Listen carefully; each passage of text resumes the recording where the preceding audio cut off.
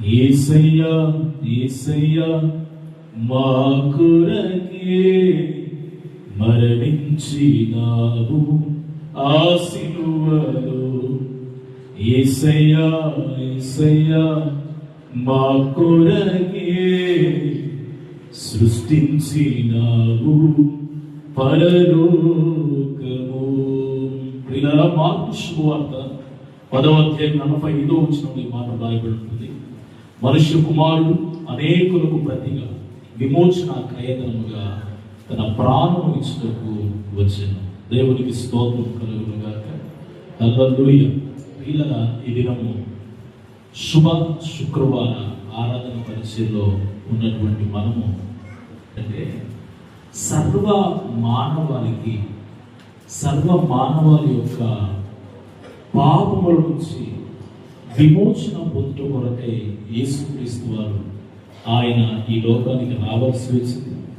అందుకే వేదాలు ఉన్నాయి, ఇలా చెబుతూ ఉన్నాయి, సర్వ పాప పరిహారం రక్త ప్రోక్షణం అవశ్యం తద్రక్తం పరమాత్మైన పుణ్యదాన బలియాలి. సో పరిశుద్ధుడు ఈ భూమి మీదకి రావాలి, తన పవిత్రమైన రక్తాన్ని చిందించాలి.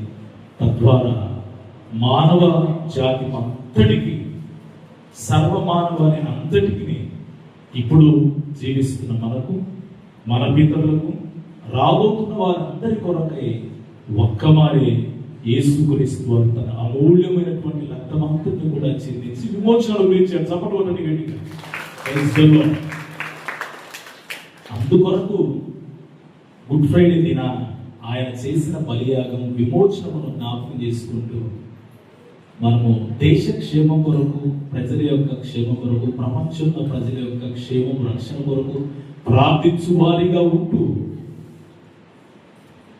మన జీవితాలను యేసుక్రీస్తు వారు ఏ విధైతే ప్రేమ, త్యాగం, కరుణ, జాలి, దయ ప్రజల ఎడల కనపరిచారో అటు రీతిగా మనం కూడా ప్రభు లాంటి సంపూర్ణమైనటువంటి జీవితాన్ని ఈ భూమి మీద మనం జీవిస్తూ ముందుకు కొనసాగాలని నేను మిమ్మల్ని ప్రేమతో కోరుతున్నాను.